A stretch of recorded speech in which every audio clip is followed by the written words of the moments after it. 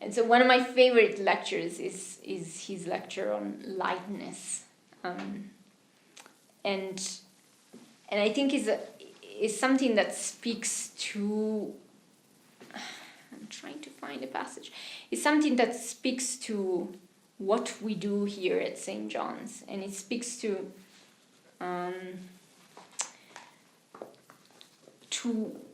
one of the values that probably is most embodied by students and by people, by Johnnies. So he said, "Gentlemen, in your house you may say to me whatever you like," and places his hand upon one of those tombs which were so large, and being so very light, he vaulted over to the other side and slipped away from them and was gone.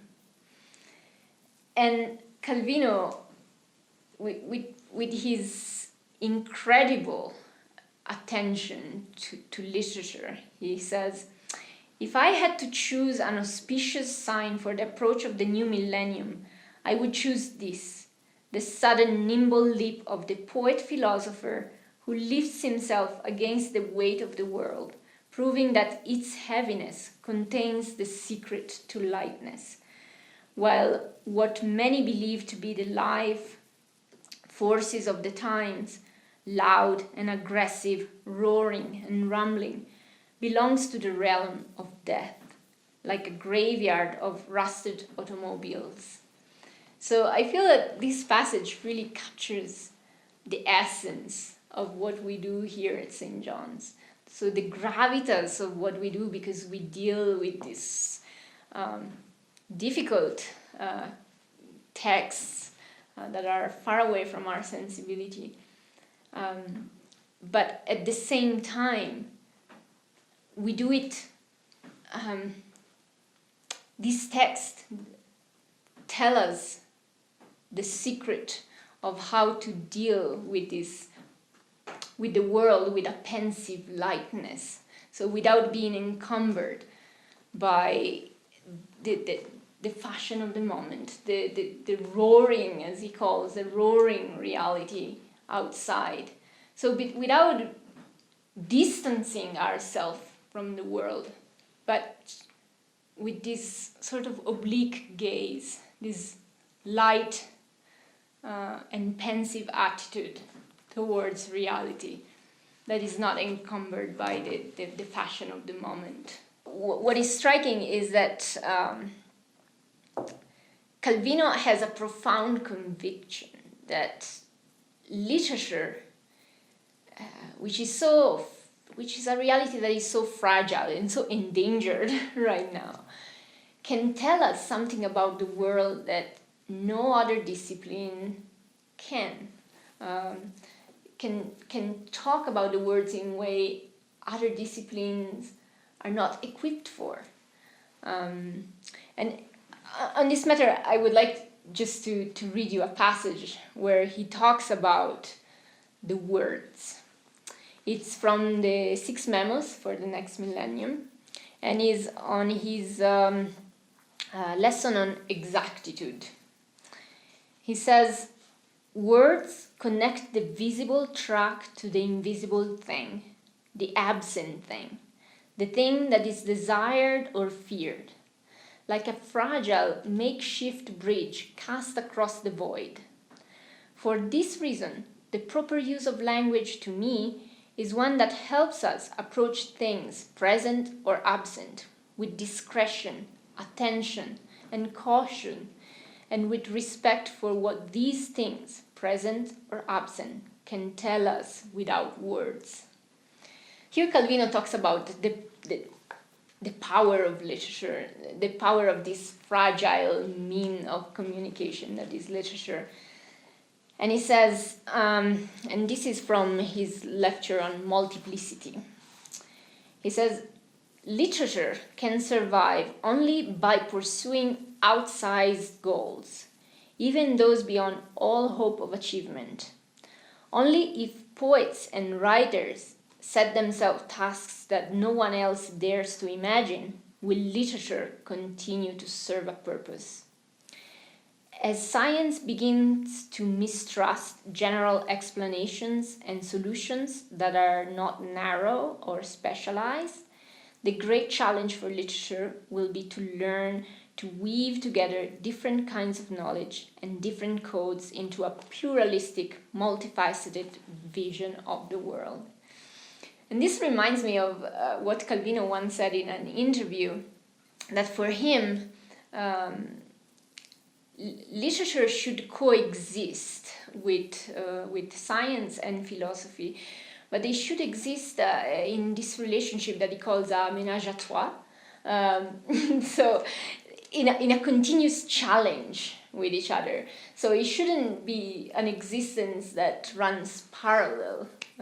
There shouldn't be like three parallel percourses that go towards the same goal, but it's a very like interesting, intricate, complex relationship, and sort of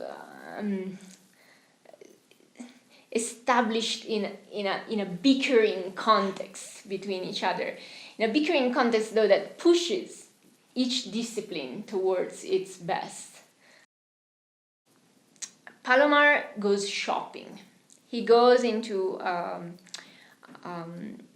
shop where they sell cheese in Paris, and he starts asking himself questions about the nature of his relationship with the various cheeses. And there's this passage. So should I read it in Italian? It says, l'animo di Palomar oscilla tra spinte contrastanti, quella che tende a una conoscenza completa, esaustiva, e potrebbe essere soddisfatta solo assaporando tutte le qualità, o quella che tende a una scelta assoluta, all'identificazione del formaggio che solo è suo, un formaggio che certamente esiste, anche se lui ancora non sa riconoscerlo. So here he's torn. We see Palomar torn in this cheese shop that is very much populated with other people hustling and bustling, trying to pick their cheese. And he's thinking about it, about knowledge. How am I gonna like come to know this cheese that I wanna buy?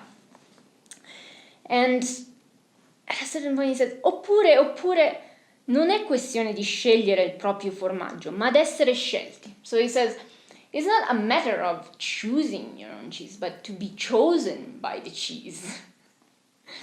C'è un rapporto reciproco tra formaggio e cliente.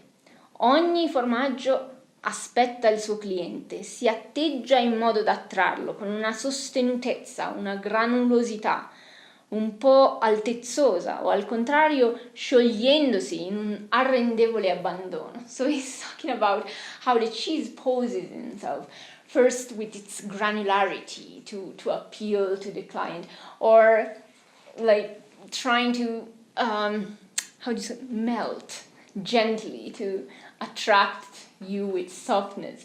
So suddenly this cheese shop becomes a brothel. But Palomar says, this is not the type of knowledge that Mr. Palomar wants to deal with.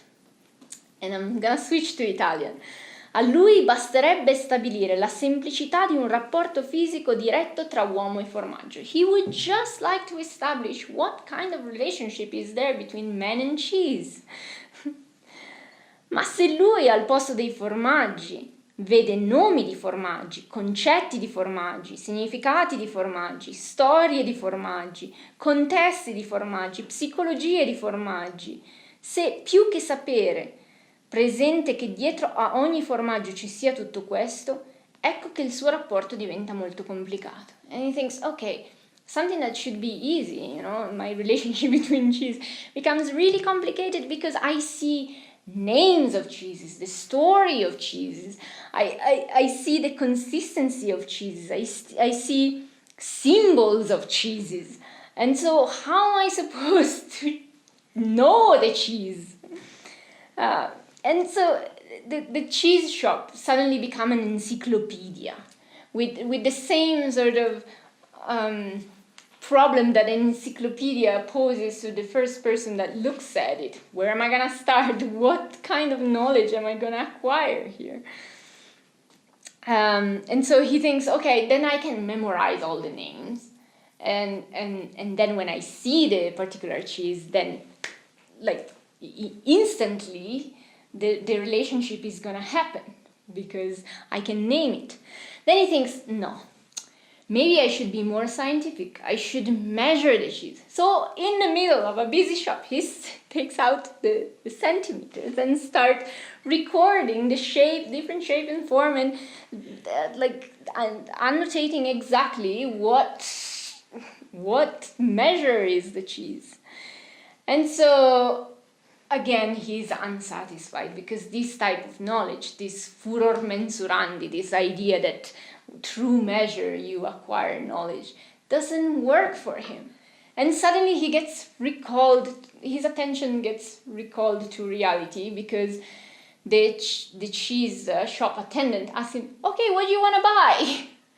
And Mr. Palomar, in this complete confusion, he drenched himself with these models of knowledge. He forgets what kind of cheese he wants to buy, and he just ends buying the most common of the cheeses that doesn't satisfy his palate. So I think this story really captures the beauty, the fun of the relationship between Calvino and his language, and also this philosophical idea that is always behind the most trivial things that he talks about.